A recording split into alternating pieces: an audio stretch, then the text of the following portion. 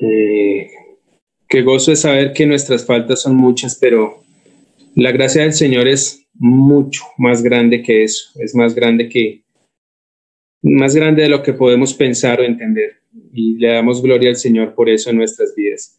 Bien, mis hermanos, vamos a continuar en la predicación de la carta de Pablo a Filemón. Por favor, acompáñeme allí en su Biblia, en esta preciosa carta, breve pero preciosa carta. Vamos a seguir meditando en lo que el Señor nos está enseñando a través de esta hermosa carta tan personal, una carta tan íntima del apóstol Pablo. Como ya lo hemos, hace 8 días vimos lo que fue la salutación, cuando Pablo saluda y cómo se dirige a este hermano Filemón. Y también Pablo menciona el testimonio de este hombre, de Filemón, de cómo este hombre tenía un testimonio muy grande ante la iglesia y eso le había permitido pues ser de bendición para muchos hermanos allí en la iglesia de Colosas. Filemón era un buen siervo del Señor, era un hombre que tenía un buen testimonio y al cual Pablo se dirige con esta carta para hacerle una petición muy personal, una petición muy puntual que vamos a estar estudiando el día de hoy. Pero bueno, luego de que Pablo establece el testimonio de Filemón, establece las virtudes de este hombre, la piedad de este hombre, luego Pablo desde el versículo 8 hasta el versículo 13 comienza a hacer esta petición a Filemón. Y lo que está haciendo Pablo en estos primeros versículos es pedirle, hacer una súplica a Filemón de que él pueda ser un ejemplo, de que pueda ser un ejemplo para la iglesia en Colosas y que pueda ser un ejemplo en Cristo para todos aquellos que pudieran saber acerca de este favor que el apóstol estaba solicitando. Es por esta razón que Pablo es tan puntual y tan cuidadoso en hacer esta petición a Filemón, porque pues primeramente quiere que Filemón sea un ejemplo y por supuesto sentar un precedente de nuestra vida en Cristo y de cómo nosotros debemos ser ejemplo del Evangelio. Esta es la, digamos que la parte emotiva del apóstol Pablo al escribirle a Filemón. Entonces allí en los versículos 8 al 13, Pablo comienza a hacer esta petición y le dice a Filemón que aunque él siendo apóstol y más que apelando a su posición apostólica, está apelando al amor que sabe que Filemón tiene hacia él, siendo que Filemón es posible que haya llegado al Evangelio por la predicación del apóstol Pablo. Entonces Pablo brevemente recurre a su condición apostólica y a su edad, ya siendo Pablo anciano, pero sobre todas las cosas Pablo apela al amor. Y le dice que quisiera pedirle eso por amor. Más bien te ruego por amor, dice allí el versículo 9, siendo como soy Pablo ya anciano. Así que Pablo apela más al amor de Filemón, a ese amor que Cristo ha derramado en nosotros por medio del Espíritu Santo, más que a su condición como apóstol y más allá de que él haya sido el instrumento que Dios usó para llevarlo a la salvación. Luego versículos 11 al 13 dice que en otro tiempo, hablando de Onésimo, en otro tiempo te fue inútil. Recordemos que el nombre Onésimo quiere decir útil o provechoso. Y aquí Pablo hace un juego de palabras para también enfatizar el hecho de que antes, en su condición de esclavo, Onésimo había sido inútil para la vida de Filemón, pero ahora va a ser útil no solamente para Filemón, sino también para el apóstol Pablo. Luego en el versículo 12 dice que Pablo lo envía, dice, vuelvo a enviarlo a ti. Pablo toma la determinación de enviar a Onésimo de regreso a su amo, a aquel que era dueño de Filemón en términos humanos, y dice que te lo vuelvo a enviar. Y le pide, dice, recíbelo pues como a mí mismo, como si fuera yo mismo, dice Pablo. Luego versículo 13, Pablo hace mención de un deseo de su corazón y dice, yo quisiera retenerle conmigo para que en lugar tuyo me sirviese en mis prisiones por el Evangelio. Así es que Pablo menciona brevemente un deseo que tiene en su corazón y de que Onésimo sería de gran bendición, de gran provecho, si permaneciese, o mejor, si luego de que se reuniera con Filemón, Filemón permitiera que Onésimo regresara a Roma para ayudar a Pablo en sus prisiones, para hacerle de bendición a él allí en lugar de Filemón. Esta es la petición que hace hasta el versículo 13 el apóstol Pablo. Vamos a meditar en los siguientes versículos, donde vamos a ver que el apóstol ahora va a apelar, o mejor, va a tocar el tema de Onésimo siendo un esclavo y cómo libertado en Cristo puede llegar a ser un esclavo voluntario. Entonces es lo que dice allí el apóstol Pablo. Pero vamos a orar, vamos a pedirle a nuestro buen Dios que nos guíe en esta mañana en la meditación de su palabra. Padre Santo, te damos gracias en esta mañana, Señor. Nos dirigimos a ti en oración, Señor.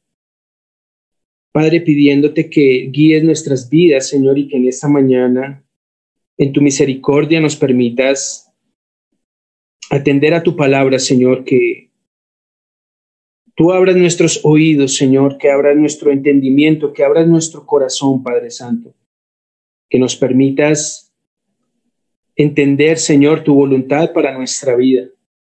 Y que a través, Señor, de esta carta de Filemón, Padre Santo, hables a nuestro corazón, hablas a tu iglesia, Padre amado. Ayúdanos, Señor, para que seamos edificados en la fe, seamos confortados, Señor, en nuestro ánimo. Pero que también, Señor, seamos exhortados en nuestro espíritu, Señor, a honrarte, a glorificarte, Señor, y a comprender nuestra posición en Cristo, a saber, Señor, de tus misericordias, Señor, pero también de nuestras responsabilidades. Señor, rogamos que la voz de tu Santo Espíritu nos guíe, Señor, que tu palabra ilumine nuestro entendimiento, Señor, y nos permitas comprender tu voluntad. Te damos gracias, Padre Santo, en esta mañana. Rogamos a ti tu bendición en el nombre precioso de Jesucristo, nuestro Señor. Amén. Muy bien, entonces, luego de colocar esta petición allí hasta el versículo 13, Pablo continúa diciendo en el versículo número 14, dice, pero nada quise hacer sin tu consentimiento, para que tu favor no fuese como de necesidad, sino voluntario. Pablo estaba convencido de que habría sido incorrecto proceder basado solamente en esa suposición, es decir, si Pablo hubiera dado por sentado la respuesta de Filemón y no hubiese enviado a Onésimo, hubiera sido un error, hubiera sido algo incorrecto. ¿Por qué? Porque era Filemón el que debía tomar la decisión final respecto a su siervo o a su esclavo, que era Onésimo.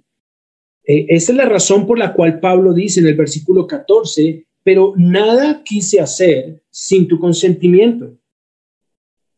En calidad de amo, por supuesto, Filemón, pues tenía el derecho legal de decidir qué iba a hacer con su esclavo. Si recordamos, en aquel tiempo, un esclavo era posesión de aquella persona a la cual le pertenecía. Habían dos maneras de llegar a convertirse en un esclavo en aquel tiempo. Una de ellas era por nacimiento, es decir, que esa persona hubiese nacido en la condición de esclavo, que su familia estuviera sirviendo a un amo, a un señor, y nació siendo esclavo. Y durante su vida, bueno, permaneció en esa condición y vivió bajo esa condición. Otra razón por la que podía una persona llegar a convertirse en un esclavo era porque quizá tenía una deuda con otra persona y al no tener cómo pagar esa deuda, no tenía recursos, ya no tenía propiedades, ya no tenía nada con lo cual pudiera responder por aquella deuda. Lo único que le quedaba era entregarse a sí mismo como un esclavo en servicio a esa otra persona a la cual le debía y en calidad de esclavo pagar esa deuda sirviendo a esa otra persona a la cual le debía. No sabemos, la Biblia no nos dice exactamente si Onésimo ¿En cuál de estas condiciones llegó Onésimo a convertirse en esclavo? La Biblia no nos lo dice. Lo cierto es que estaba en esa situación. Onésimo era esclavo de Filemón. Filemón era su dueño, era aquella persona que tenía todos los derechos sobre su vida y, por supuesto, si también tenía una familia.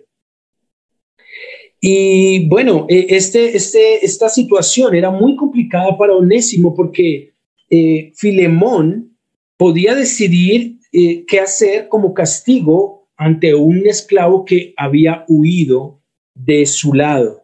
Ya sabemos que el amo podía castigarle duramente, podía ejercer un castigo muy fuerte sobre este esclavo e incluso podía darle muerte al esclavo si esa era su voluntad. ¿Por qué? Porque él tenía los derechos, él tenía toda la autoridad para hacerlo, ya que este esclavo era parte de su posesión. Y acá vemos un cuadro también muy hermoso de la soberanía divina.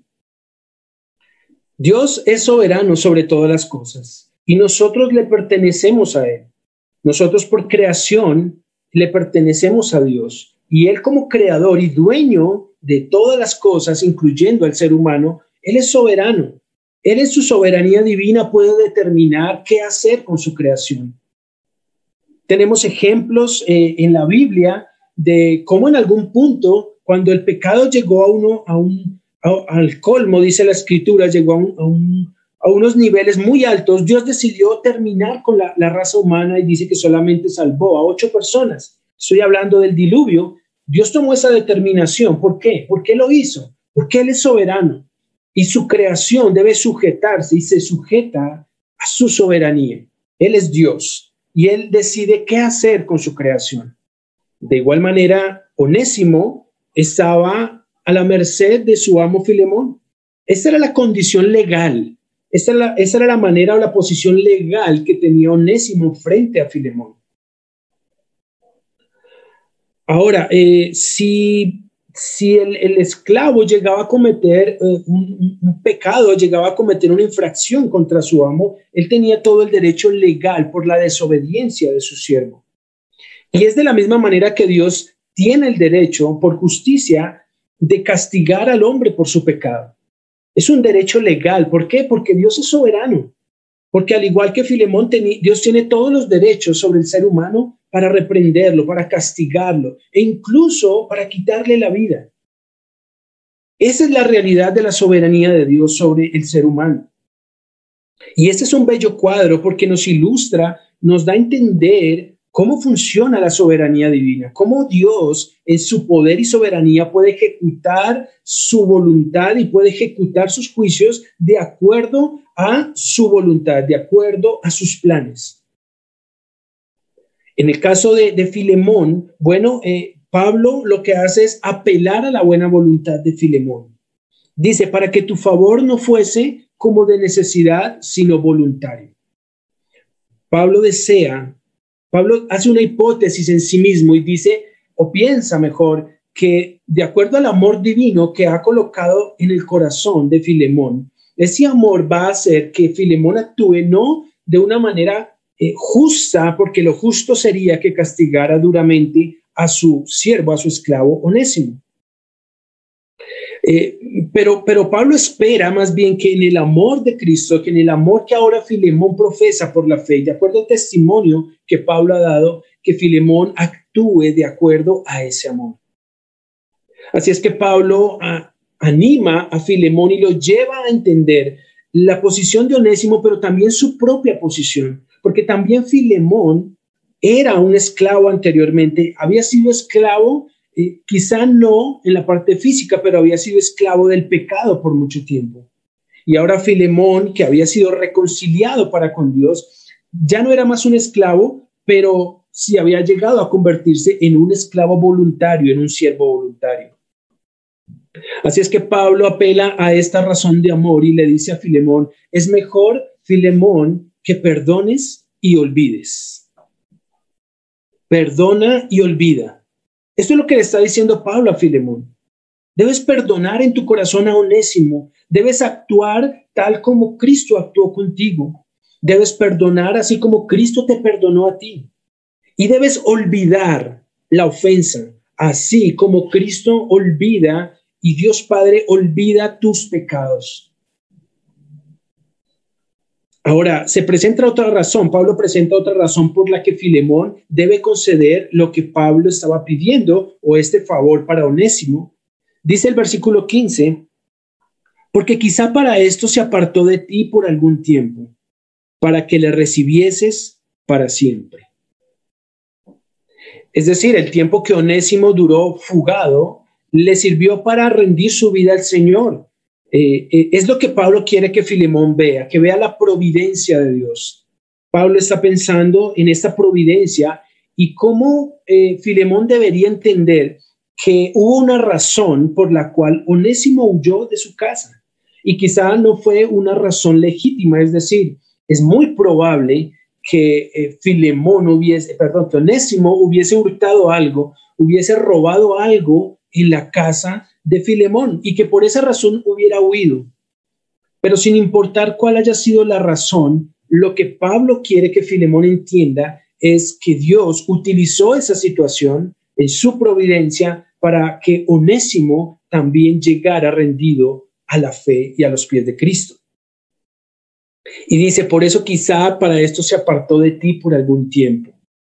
Recordamos el caso del hijo pródigo, aunque en este caso no aplica porque Onésimo no era un hijo de Filemón, sino era un esclavo. Pero si lo pensamos en términos prácticos para nuestra vida, pensando en la parábola del hijo pródigo, dice que se apartó de ti por un tiempo, pero quizás es para que le recibas para siempre. Este fue el caso del hijo pródigo.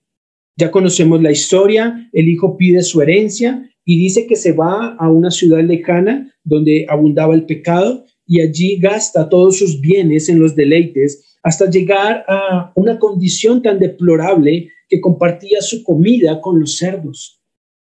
Aún así, después de apartarse de su padre por algún tiempo, cuando regresa a su casa en arrepentimiento, es para siempre, para que el Padre lo reciba con sus brazos abiertos. Y quizá es la condición, la situación de algunos de nosotros hoy en día. Somos hijos de Dios, pero quizá por algún tiempo tu corazón se ha apartado de Dios. Quizá tu vida no es lo que debería ser. Quizá hemos permitido que nuestros propios deseos nos aparten de Dios, nos aparten del Padre. Es muy común y es muy probable que en nuestra vida cristiana experimentemos momentos donde nos apartamos de Dios o donde mejor el pecado nos aparta de Dios. Y eso nos lleva a una condición, aunque somos hijos, podemos vivir como esclavos del pecado. Y dice la Escritura que nosotros ya hemos sido libertados del pecado y que el pecado no tiene por qué enseñorearse de nosotros. Pero no es así siempre. Muchos de nosotros, muchas ocasiones, nos hemos apartado de Dios. Y quizá en este mismo instante muchos de nosotros podemos pensar que la situación no es así, pero cada uno en su corazón sabe qué tan cerca o qué tan lejos está de Dios. Qué tan lejos su pecado lo ha llevado lejos de Dios. Y aún siendo hijo, no está en comunión con su Padre. ¿Por qué? Porque el pecado le ha apartado. Por supuesto, Dios nunca va a permitir que sus hijos constantemente estén apartados de Él. Dios va a actuar. Y cuando nosotros nos apartamos de Dios, Dios sigue siendo el que nos busca, el que viene a nosotros en su misericordia. Y como lo cantamos ahora, aunque nuestras culpas sean muchas, su gracia es mayor. Él da mayor gracia. Él resiste al soberbio, pero da gracia al humilde. Dios en su misericordia nos busca, aún en nuestra condición apartada de Él, aún estando en la condición, una condición en la carne, pecando, apartado de la voluntad de Dios. Pero aún así Dios actúa, nos busca en su misericordia y nos acerca nuevamente a Él. Esa es una maravillosa aplicación. Pensando en el texto, aunque de ninguna manera esto libra a Onésimo de su culpa, Pablo desea que Filemón vea la providencia de Dios. Él desea que Filemón entienda que esta situación Dios la ha usado para bien. Es como si le dijera a Filemón: mira la mano de Dios en este acontecimiento. Mira cómo Dios utilizó esta desobediencia, este pecado de tu siervo Onésimo, y lo llevó a la salvación. Dios usó esa la mala acción de Onésimo para sacar algo bueno de ello. Y eso es tanto para Onésimo como para Filemón. Dios utiliza todas las circunstancias para su propia gloria y para sus propósitos. Y le dice: para que le recibieses para siempre.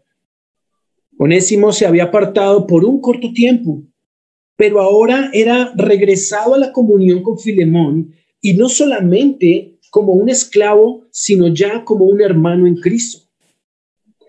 Ahora, la relación entre amo y esclavo había sido rota brevemente entre lo que duró la huida a Roma y el regreso, o lo que iba a durar el regreso de Onésimo a la casa de Filemón.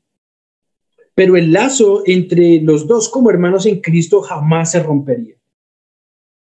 Independientemente de la reacción de Filemón, ahora Filemón y Onésimo eran hermanos en Cristo. Y esa relación jamás se iba a romper, ni ahora ni en el futuro. Jamás se iba a romper.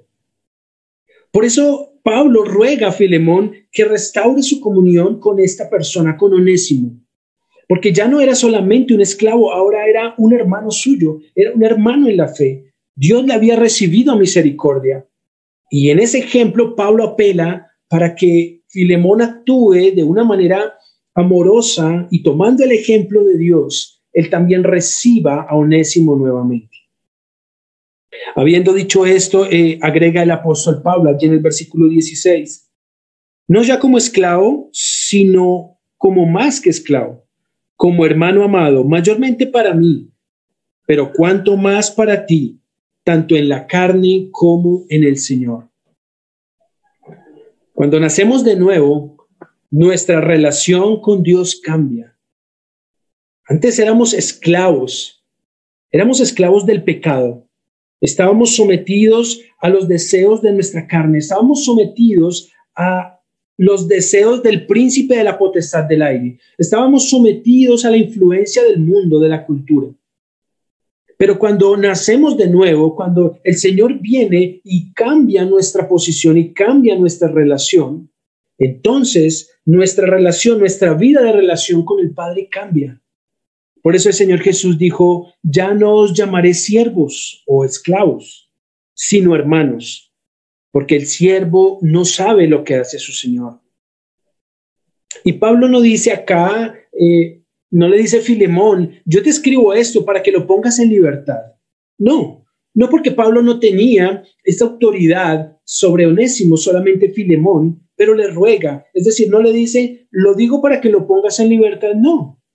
Sino más bien le dice para que puedas tenerlo de regreso, y ya no como un esclavo, sino como un hermano. Pablo quiere que Filemón vea la bendición que ahora puede tener, independientemente del agravio, de la deuda, del pecado, de lo que le haya ocasionado esta huida de Onésimo de su casa. Pablo quiere que Filemón vea las bendiciones, las bondades que ahora toda esta situación traía para su vida. Ahora iba a tener otro hermano, un hermano amado en Cristo, alguien más con quien meditar acerca de la fe, alguien más con quien orar, alguien más a quien también podía ayudarlo y enseñarle la palabra de Dios. Entonces, cuando un esclavo llega a ser un hermano amado, deja de ser esclavo, aunque sigue siendo un siervo, porque en su posición legal, Onésimo seguía siendo esclavo de Filemón. Pero Pablo agrega: mayormente para mí, pero cuánto más para ti.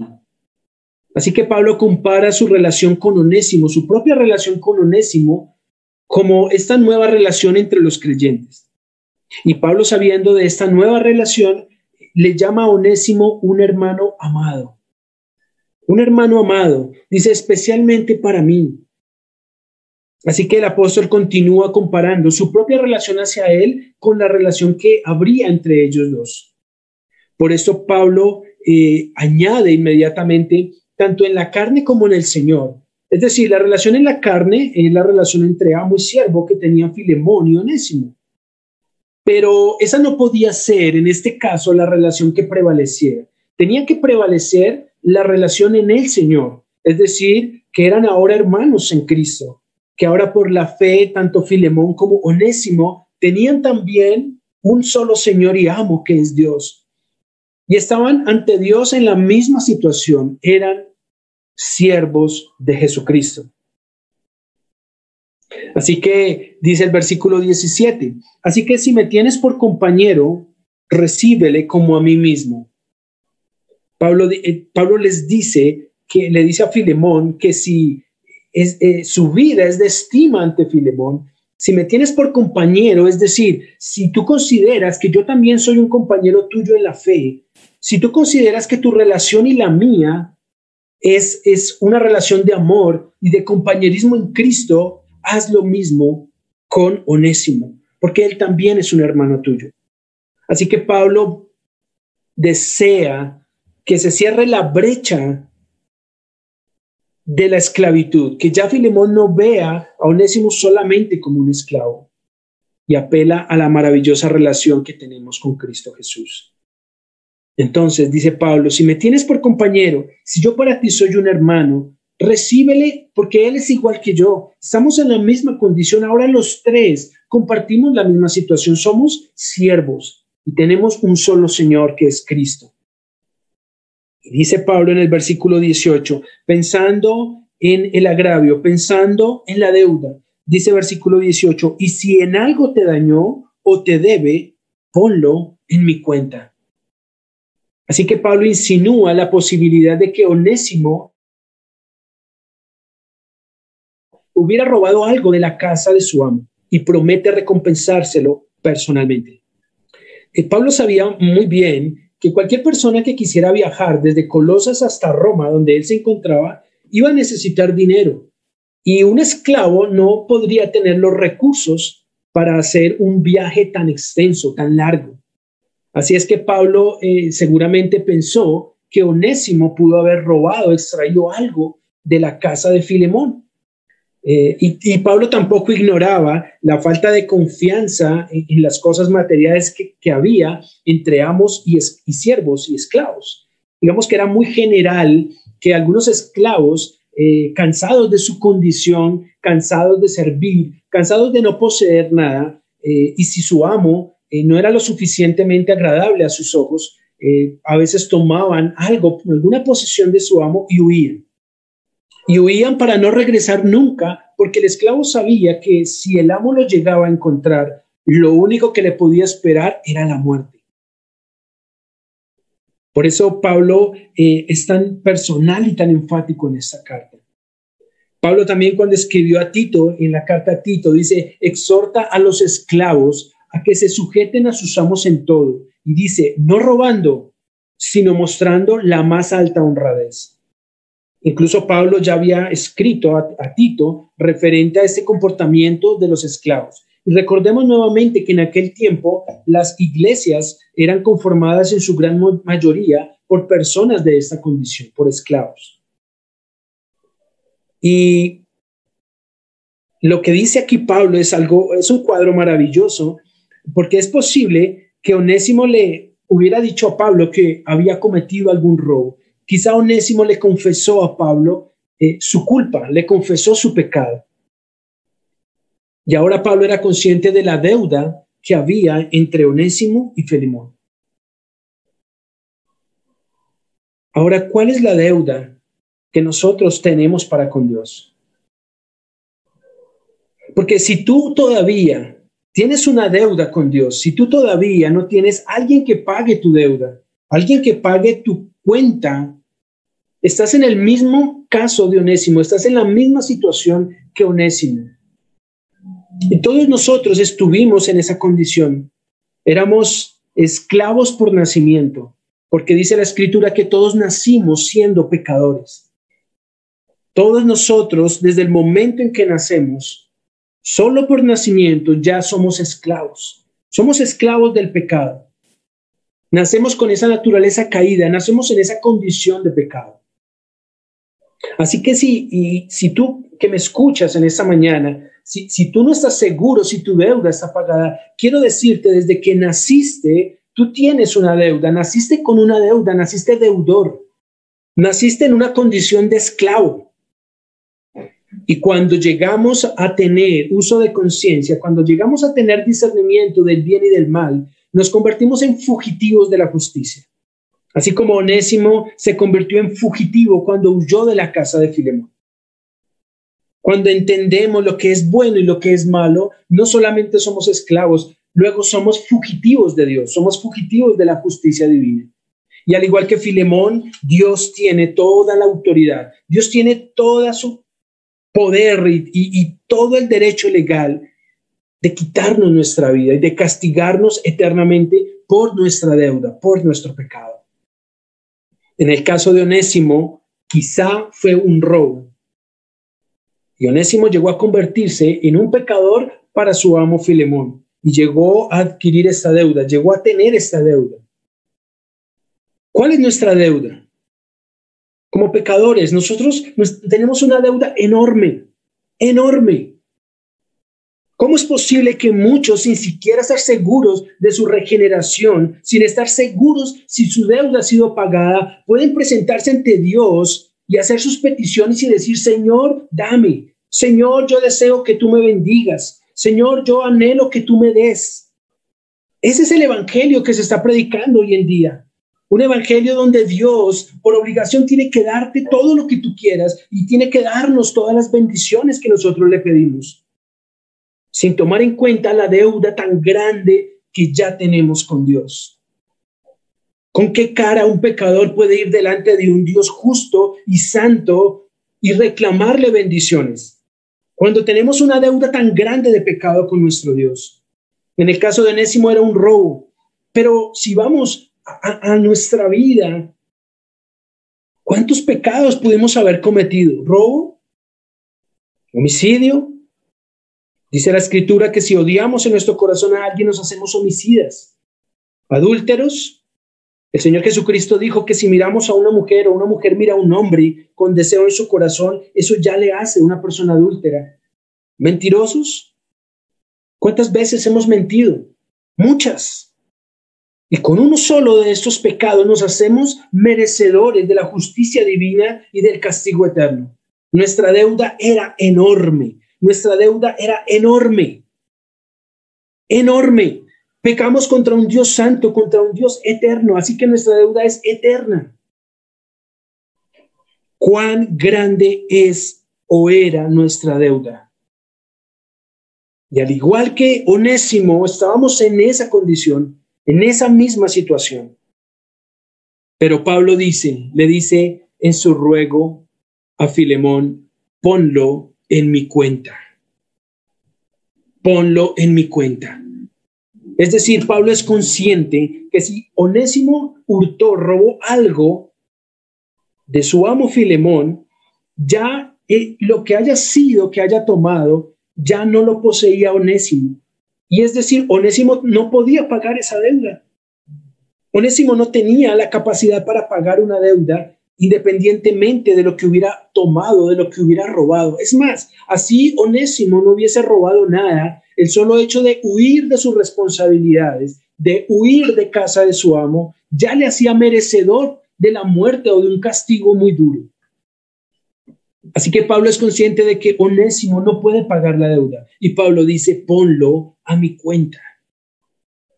Ponlo a mi cuenta. Este es el gran ejemplo de lo que Cristo hizo por nosotros. Yo violé la ley, Cristo pagó la deuda. Él pagó la multa. Dios nunca va a pasar nuestro pecado por alto. Dios jamás va a pasar nuestro pecado. Dios no va a decir simplemente: está bien, tú pecaste, no hay problema, yo soy bueno, y porque yo soy bueno, entonces está bien, dejémoslo así. No, ese no es un Dios de justicia. El Dios de justicia dice: tú pecaste, hay una deuda, alguien tiene que pagarme la deuda. Y Cristo, en su gran amor, al vernos en la misma condición de Onésimo y que no podíamos pagar esa deuda por nosotros mismos, Cristo le dijo al Padre: cárgalo a mi cuenta, ponlo a mi cuenta, yo lo pago. Versículo 19, yo Pablo lo escribo de mi mano, yo lo pagaré, dice Pablo. En otras palabras, he aquí, hay un pagaré en blanco con mi firma en él. Y esto es una garantía de que yo voy a pagar la deuda que Onésimo tiene contigo. Yo lo pagaré. Pablo es claro, era un siervo de Dios. Lo que Pablo estaba diciendo acá no solamente eran palabras para convencer a Filemón de que aceptara a Onésimo, era una realidad. Pablo se comprometió a pagar la deuda. No sabía cómo seguramente, pero Pablo dijo: ponlo a mi cuenta, yo te lo pago. Y es lo mismo que Cristo hizo contigo y conmigo. Y aquí la oferta es muy solemne y muestra cuán intensamente amaba Pablo a Onésimo. Fue exactamente lo que Cristo hizo por nosotros. Él pagó el precio. Él dijo: yo lo pagaré. Él dijo: ponlo a mi cuenta, yo lo pagaré. Y dice Pablo: por no decirte que aún tú mismo te me debes también. Regresando al texto y al contexto, Pablo le recuerda a Filemón que él mismo le debe a Pablo. Por supuesto, Pablo no estaba sacando en cara las bendiciones que Dios había permitido en la vida de Filemón. Mucho menos estaba valiéndose quizá de que él hubiese sido el instrumento que Dios utilizó para que Filemón llegara a los pies de Cristo. Lo que Pablo pretende es que Filemón entienda que nosotros éramos deudores, todos, y que teníamos una deuda enorme, pero que Cristo pagó esa deuda. Y que en esa misma situación nosotros deberíamos actuar como Cristo Jesús. Así que él creía que esto aplicaba tanto a las cosas recibidas de parte de Dios como la de los hombres. Es decir, Pablo está pensando también en el principio de la restitución. Filemón, ¿tú cuánto has recibido de bendiciones al llegar a los pies de Cristo? Al que hubieras podido arrepentirte y colocar tu fe en Cristo, y ahora eres un hijo de Dios, ahora eres un siervo bendecido con toda bendición espiritual. Y recibiendo tanto, le dice Pablo a Filemón: ¿no crees que está bien que tú restituyas algo de lo que tú mismo has recibido? Es lo que Pablo dice. Ahora Pablo piensa en sí mismo y le dice, agrega otro argumento, versículo 20. Sí, hermano, tenga yo algún propósito de ti en el Señor, conforta mi corazón en el Señor. Esto iba a traer consuelo a Pablo. Si Filemón accedía a la petición, iba a consolar el corazón de Pablo. Dice, hermano, si yo tengo algún provecho, alguna bendición, no está hablando en términos materiales, sino está hablando en términos de gozo. Así que le dice Filemón, si yo puedo recibir algo de ti, algún provecho, algún gozo, alguna satisfacción de lo que Dios ha permitido en tu vida, dice, conforta mi corazón en el Señor. Nuevamente Pablo apela al amor y expresa este deseo de estar incluido entre aquellos que habían sido en el pasado bendecidos por causa de Filemón. Así que si Filemón obraba de esta manera, él podría tener una respuesta y podría tener un beneficio, una bendición, aparte de lo que ya este hermano, de acuerdo al testimonio que Pablo mencionó en los primeros versos, tenía acerca de los hermanos. Dice Pablo, te escribo, versículo 21, te escribo confiando en tu obediencia, sabiendo que harás aún más de lo que te digo. Pablo confía en la obediencia de Filemón.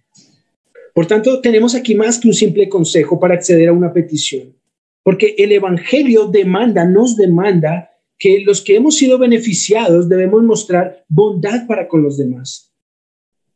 Y Pablo confía plenamente que Filemón hará lo correcto y por eso le dice, confío en que harás aún más de lo que te digo.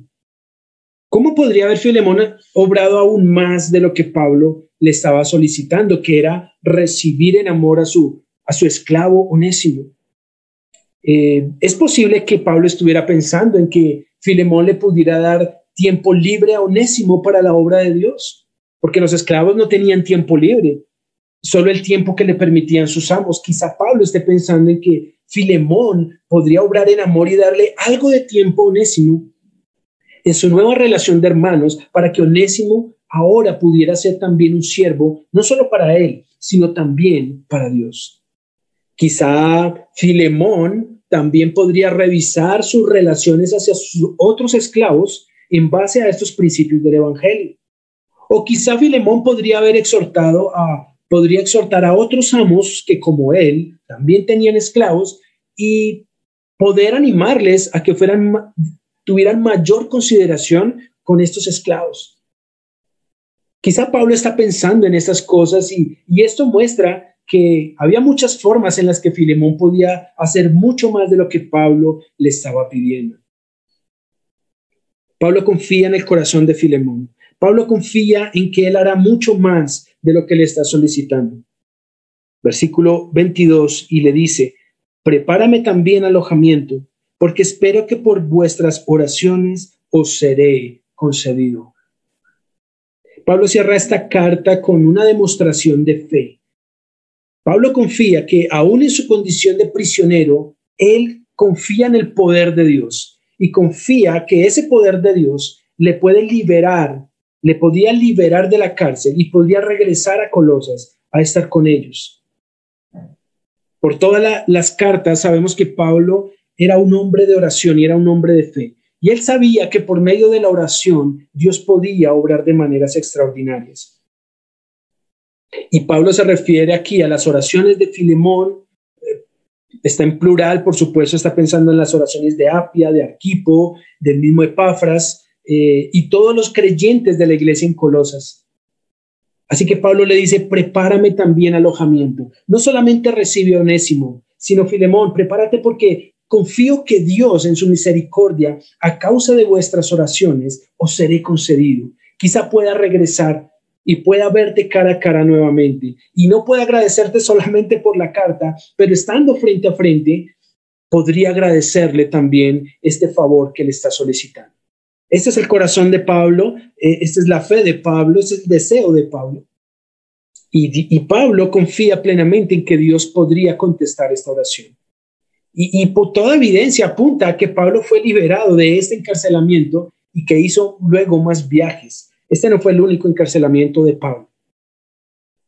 Y luego termina Pablo esta bella carta con los saludos, como es habitual en sus cartas, y la bendición final. Y dice: te saludan Epafras, mi compañero de prisiones por Cristo Jesús, Marcos, Aristarco, Demas y Lucas, mis colaboradores. Había una razón para que Pablo usualmente colocara estos saludos en sus cartas. No era solamente para mencionar quienes estaban con él. Creo que había un propósito más, y era autenticar la carta. Es decir, le está diciendo Filemón: este favor que yo te estoy pidiendo, aunque es muy personal, quiero que sepas que hay otros hermanos que están conscientes de este asunto, de esta carta de recomendación que yo te estoy solicitando, de este favor que te estoy pidiendo. Hay otros hermanos que también conocen la situación. Y con esto también Pablo pensaba que el creyente, al entender que su vida es un libro abierto para todos, debía obrar con mayor diligencia y basado en el amor de Cristo. Por eso menciona también en esta carta, como en las demás, a sus colaboradores. Epafras. Bueno, Epafras era un creyente de Colosas y quizá el fundador de la iglesia en aquella ciudad. Podemos corroborarlo allí en la carta a los Colosenses, capítulo 4, en los últimos versos. Y Pablo lo menciona, dice que Epafras es su compañero de prisiones, que Epafras está allí también con él.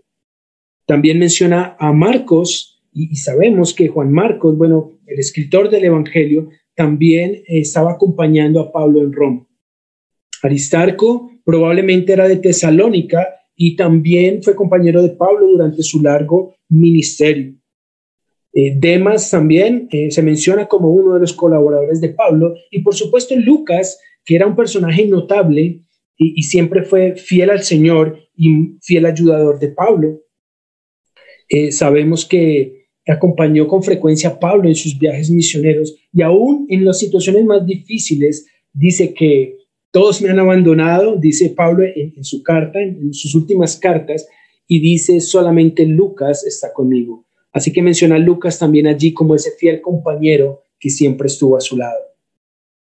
Y termina la carta allí con una pequeña oración y dice: la gracia de nuestro Señor Jesucristo sea con vuestro espíritu. Amén. Pablo menciona no solamente a estas personas para autenticar la carta.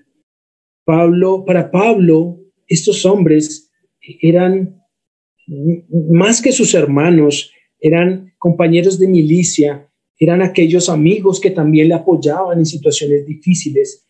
Y Pablo los menciona porque eran parte fundamental de su ministerio, pero también de su vida personal. Así que podemos ver un poco más del corazón del apóstol siendo ya anciano y pensando y recordando también las bendiciones que ha recibido de parte de Dios al poder disfrutar de la comunión con estos otros hermanos. Y termina con la oración breve: la gracia de nuestro Señor Jesucristo sea con vuestro espíritu.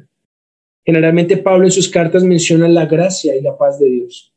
Y esta bendición tradicional de Pablo, en esta carta en particular, se aplica mencionando la obra de gracia en el espíritu del creyente. Dice: la gracia de nuestro Señor Jesucristo sea con vuestro espíritu. Y por supuesto, tiene que ver con el contenido de la carta. Por supuesto, está pensando en Filemón y está pensando en la gracia redentora que Cristo ha tenido hacia Filemón y que ahora está aplicada al espíritu de Filemón, y confía que Filemón, por esa gracia recibida de nuestro Señor y Salvador Jesucristo, pudiera obrar en misericordia y gracia también para con Onésimo. Ahora podemos pensar y podemos sacar muchas reflexiones de esta carta. Pues Filemón, o en la carta de Filemón, primeramente es una súplica, es un ruego, en el caso de Pablo para Filemón, pero en el caso de Dios para nosotros, la carta de Filemón es un ruego, es una súplica a que seamos ejemplos del Evangelio, a que podamos ser ejemplares, a que podamos actuar de la manera correcta. Pero también en Onésimo podemos ver el ejemplo del pecador arrepentido que llega a ser un esclavo voluntario. Y cuando digo el pecador arrepentido, no solamente estoy haciendo referencia a aquellos que todavía no tienen la gracia de Dios en sus vidas. Porque aunque nosotros somos salvos por la gracia y la misericordia de Dios, debemos pensar y debemos meditar cómo está nuestra vida con Dios. ¿Será que somos realmente esclavos voluntarios sometidos a la voluntad de nuestro Señor? En el Antiguo Testamento, cuando un amo era sumamente bueno para con el esclavo y se cumplía el tiempo de su esclavitud y era el tiempo en que el esclavo podía ser liberado, el esclavo podía, si quería, quedarse con su amo. Y dice allí, en el Antiguo Testamento, en la ley de Moisés, dice que si un esclavo no deseaba irse de la casa de su amo, por razón de que el amo lo trataba bien y de que tenía amor para con aquel amo, porque lo trataba bien, porque proveía para él, porque proveía para su familia, porque no los maltrataba y era un buen amo. Entonces, cuando cumplía el tiempo de poder salir libre, el esclavo podía tener la oportunidad de voluntariamente quedarse con su amo. Y tenía que decirle: amo, no quiero irme, sé que me puedo ir, pero no quiero. Quiero ser un esclavo voluntario. Yo te amo a ti porque tú me tratas bien y yo me quiero quedar como un esclavo para siempre. Y dice la Escritura que cuando esto ocurría, el amo debía llevar el esclavo ante los ancianos de la ciudad y en las puertas de la ciudad iba a realizar una marca, y esa marca consistía en perforar el oído del siervo y colocarle allí una marca como un testimonio de que ya no era un esclavo obligatorio, que ahora era un esclavo voluntario, que si estaba en la casa de su amo es porque le amaba, porque así lo había decidido. No porque el amo le estaba ya imponiendo un servicio, sino porque ahora en calidad de restituir ese amor de su amo, ahora quería ser un esclavo voluntario. Nosotros somos esclavos voluntarios del Señor. El Señor nos ha marcado con su Santo Espíritu. El Señor nos ha sellado con su Espíritu Santo y nos ha dado la garantía de la herencia en Él. Somos siervos, aunque somos hijos porque hemos nacido de nuevo, aún todavía somos siervos, pero somos siervos voluntarios. Somos esclavos voluntarios y servimos al Señor no porque sea una obligación, sino porque amamos a nuestro Dios, porque nuestro Dios ha sido demasiado bueno con nosotros. Nos ha salvado, nos ha redimido, ha provisto para nosotros, ha bendecido a nuestra familia, nos ha cuidado, ha guardado nuestras vidas, nos ha provisto de todo aquello que necesitamos. Y eso era lo que veía el esclavo voluntario. Razones para quedarse con su amo. Nosotros somos siervos voluntarios. Somos esclavos voluntarios. La pregunta es, ¿estamos actuando como siervos voluntarios? Entendemos que aunque somos hijos de Dios, no podemos olvidar nuestra posición. Él es nuestro Dios. Él es nuestro Señor. Cuando oramos y decimos Señor, estamos diciendo que yo tengo una posición y aunque soy hijo, Él sigue siendo mi dueño y mi amo. Y yo tengo que someterme a la voluntad de ese amo. Si yo tengo a Cristo como Salvador, también lo tengo como Señor. Cristo no solamente es mi Salvador, Cristo es mi Señor. Y si Él es mi Señor, yo soy su esclavo voluntario. Ahora la pregunta es, ¿como esclavos voluntarios estamos obedeciendo la voluntad de nuestro Señor? ¿Estamos conscientes de que nuestro Señor nos ha dado claras instrucciones de lo que debemos hacer? ¿O como Onésimo, estamos fugados de la voluntad de Dios? Y nos hemos fugado de la comunión con Dios porque no queremos obedecer su voluntad. Y quizá el pecado nos ha llevado a esa condición de fugitivos. Aún siendo cristianos, podemos estar en esa condición de estar apartados de la comunión con Dios por causa de nuestro pecado. ¿Qué tan cerca, qué tan lejos estamos de la comunión con nuestro Padre? ¿Qué tan cerca estamos del lugar donde Dios nos dice que debemos estar, en la comunión permanente con Él? ¿Qué tan cerca estamos o qué tan lejos nos hemos ido? ¿Qué tanto nos hemos fugado por causa de nuestro pecado? ¿Estamos haciendo lo que Dios quiere que hagamos como esclavos voluntarios o estamos haciendo nuestra propia voluntad?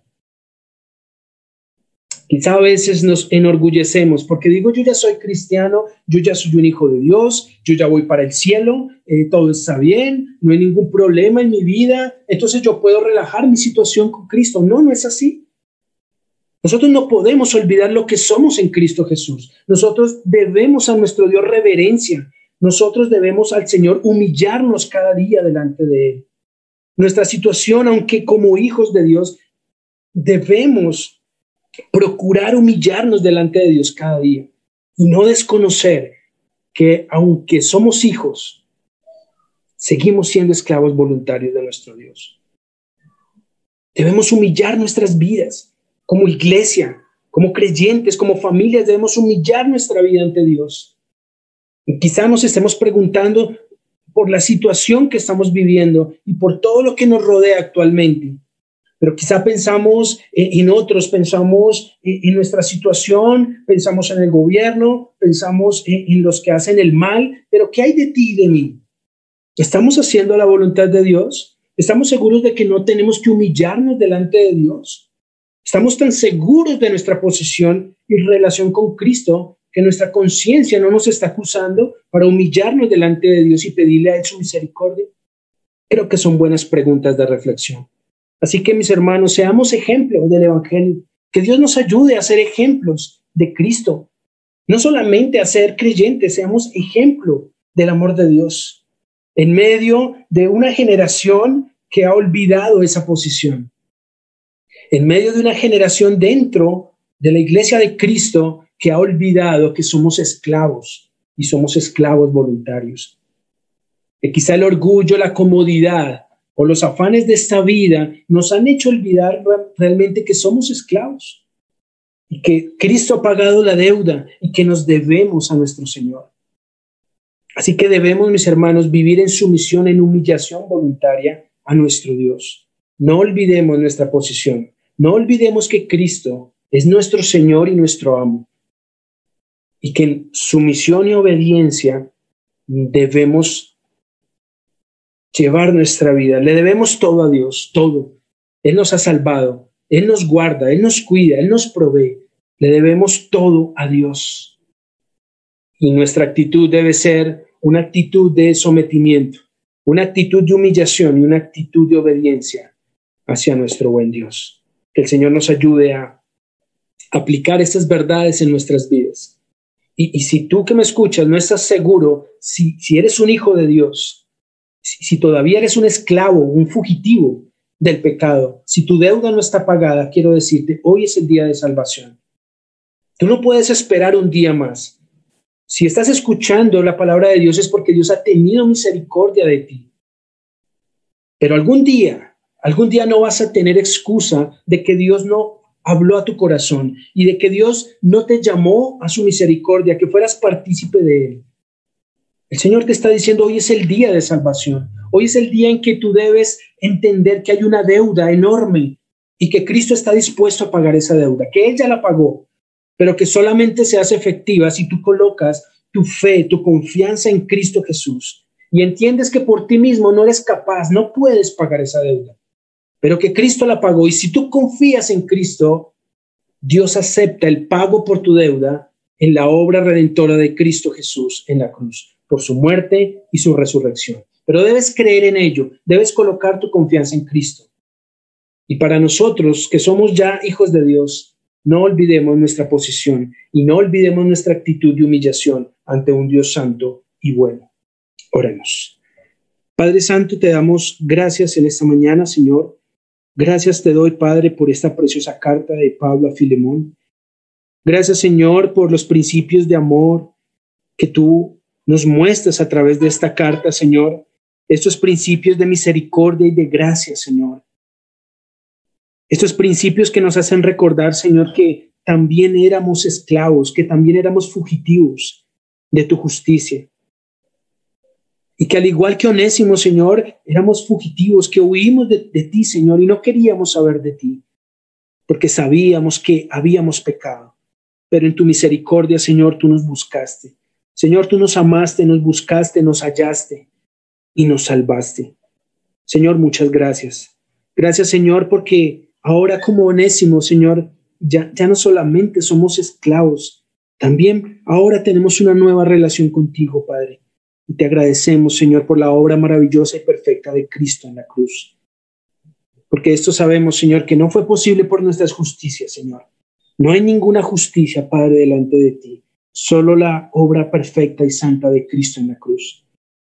Señor, ayúdanos cada día a vivir de esta manera, Señor. Ayúdanos a vivir en obediencia, Señor. Aún nos resta, Señor, aún nos falta, Padre, para terminar la carrera. Señor, ayúdanos a vivir de tal manera, Señor, como es digno del Evangelio, Señor. Entendiendo, Padre, que debemos seguir sirviéndote en obediencia y en amor, Señor, porque tú nos has redimido. Señor, ayúdanos, por favor, a hacerlo real en nuestras vidas, Señor, y a participar de tu maravillosa gracia, Señor, siempre con un corazón agradecido. Gracias, Padre, gracias te doy por tu preciosa iglesia, Señor, gracias por tu palabra, Señor, y rogamos a ti, Señor, en humillación, Señor, que nos guardes y nos permitas vivir una vida de acuerdo a tu santidad. Te damos la gloria, Padre Santo, en el nombre precioso y santo de Jesucristo, nuestro Señor y Salvador. Amén. Gracias, mis hermanos.